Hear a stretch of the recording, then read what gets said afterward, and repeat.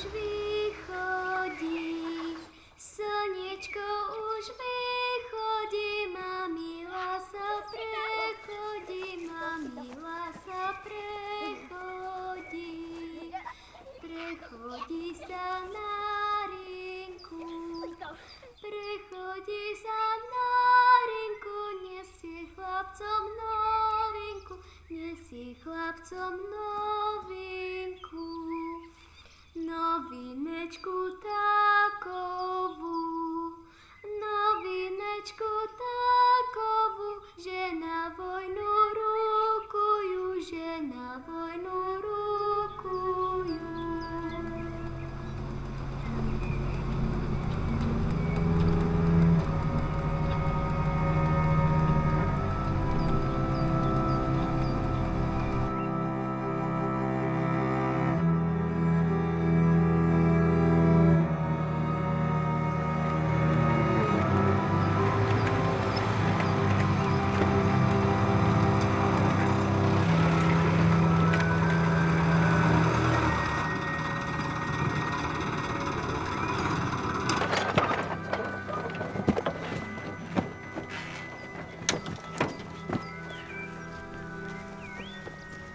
Otvorte mi školu.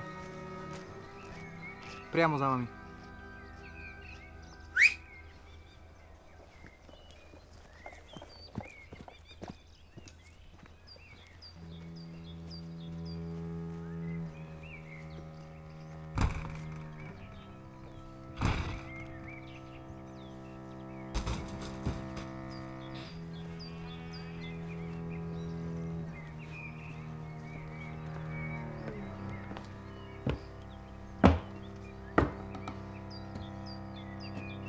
Zostaňte von.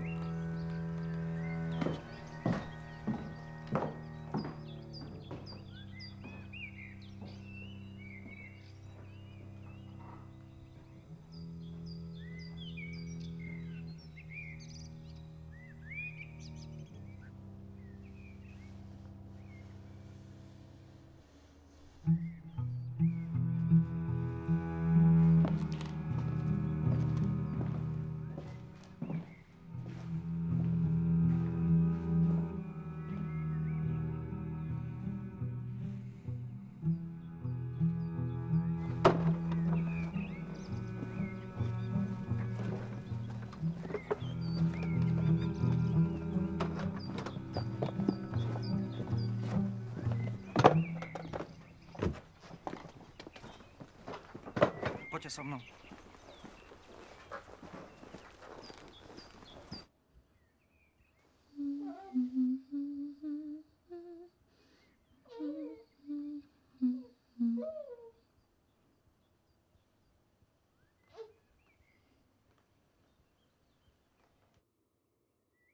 Ďalej pozdraviť aj Jahnu.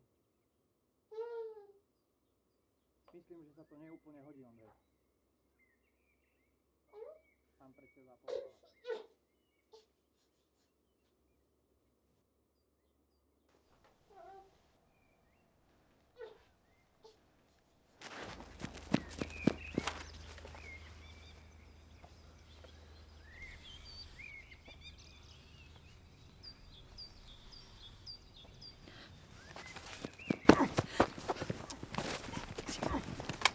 Nie.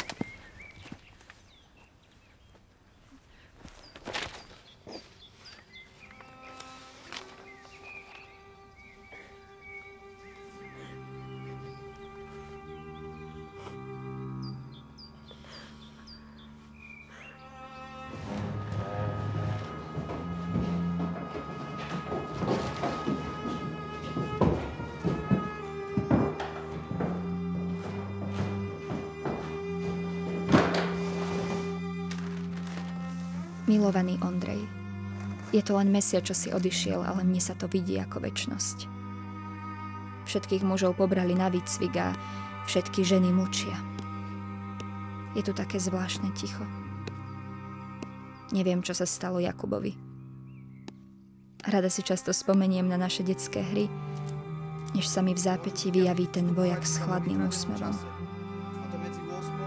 Keby si vedela, ako mi chýbaš a čo všetko by som spravila, aby som ťa mohla vidieť. Všetko je bez teba ťažšie. Vráť sa mi živý a zdravý. Tvoja Anna.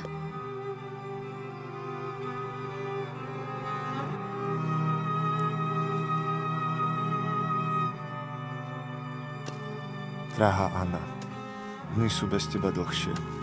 V tábore je veľa mužov, niektorí z nich sú iba chlapci. S istotou hovoria o veciach, ktorým nikto z nás nerozumie. Ale nie sú zlí. Dnes sme trénovali hod granátom. Hrozné pomyslieť, koľka sila sa skrýva v rukách človeka. Čo skoro pôjdeme na front. Cítim to. Tá vôňa vzduchu je iná. Ale dosť už o tom, ako sa má náš Adamko. Bože, ako nechcem, aby vyrastol bezo mňa. Teším sa, keď vás oboch objímem znovu a zas. Tvoj Ondrej. A Jakuba sa neboj. Ani on nie je zlý. Je to len človek naplnený nenaplnenou láskou. Takých tu je v tábore veľa.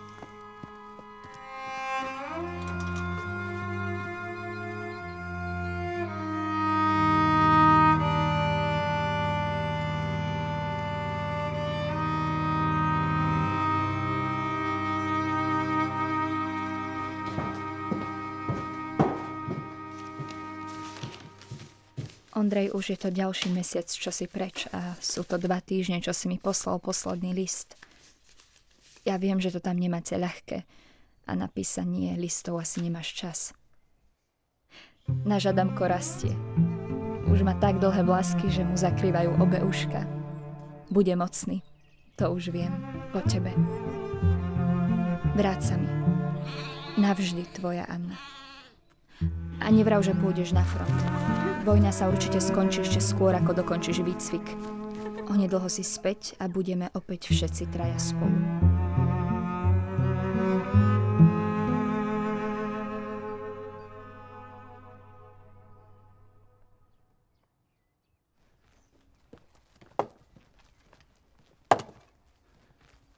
Dobrý deň, pani. Kapitán odkazuje, že môže poveriť 3 gardistov, ktorí vám navozia drevo kľudne aj na rok. A že to všetko urobí vo svojej... Nepotrebujem pomoc.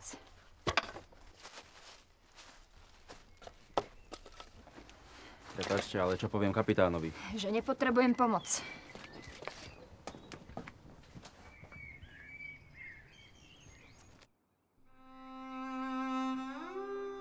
Ondrej, napíš mi hneď, ako sa ti bude dať. Neznesiem pomyslenie na to, že sa ti tam niečo stalo. Len ty a ja patríme k sebe. Tu v doline, u nás doma a nikdy inak. Nech sa tam vo svete stane čokoľvek, tu sa nič nezmení. Len sa vráť. Vráť sa mi.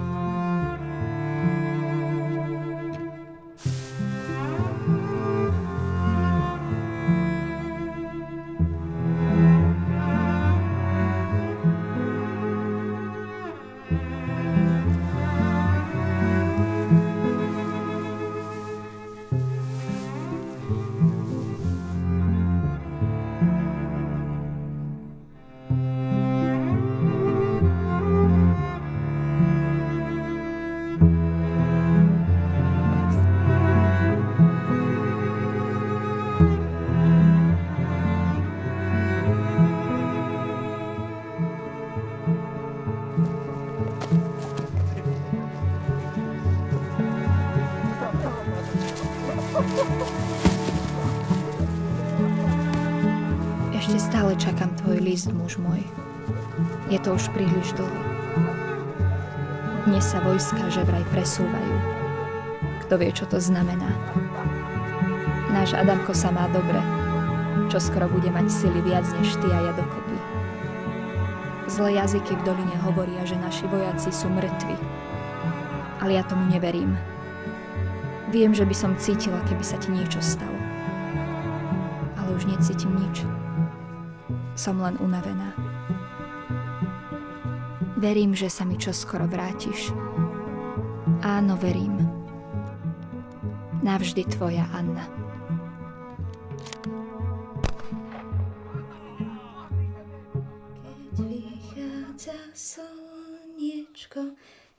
vychádza slniečko. Človek by aj zabudol, ako krásne spievaš.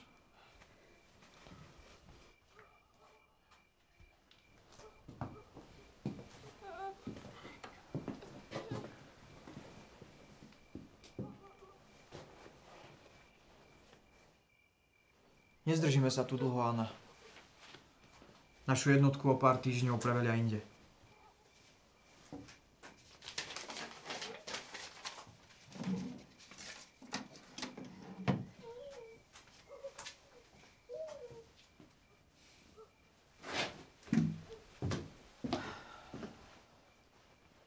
Prečo si taká tvrdohlava? Prečo nepríjmeš odo mňa pomoc? Prečo si Kam myslíš, sa presúvate? Prosím? Hovoril si, že sa presúvate, pýtam sa kam.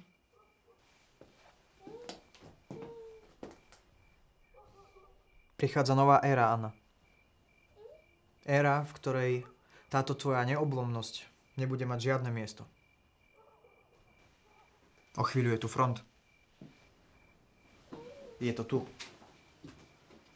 Takže ti radím. Rozhodni sa.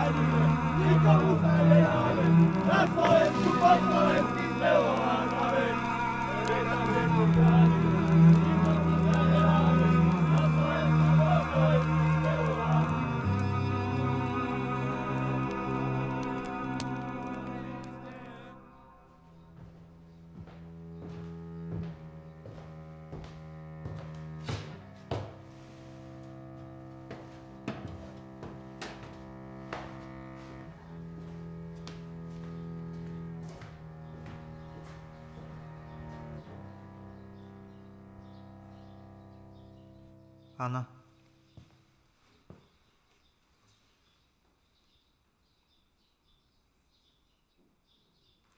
Ja mám muža.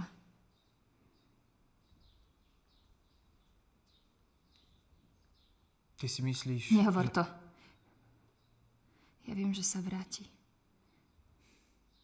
Anna, to, o čom hovoríš, to je minulosť. Je to preč. Nevidíš svet okolo seba. Budúcnosť patrí vždy víťazom. A ja som s nimi. Anna, poď so mnou. Ty si nikdy neprijal, že som si vybrala Ondreja, nie teba. Kľudne ma postav k múru a zabij ma. Alebo stadiaľ to vypadne, už sa sem nikdy nevrať.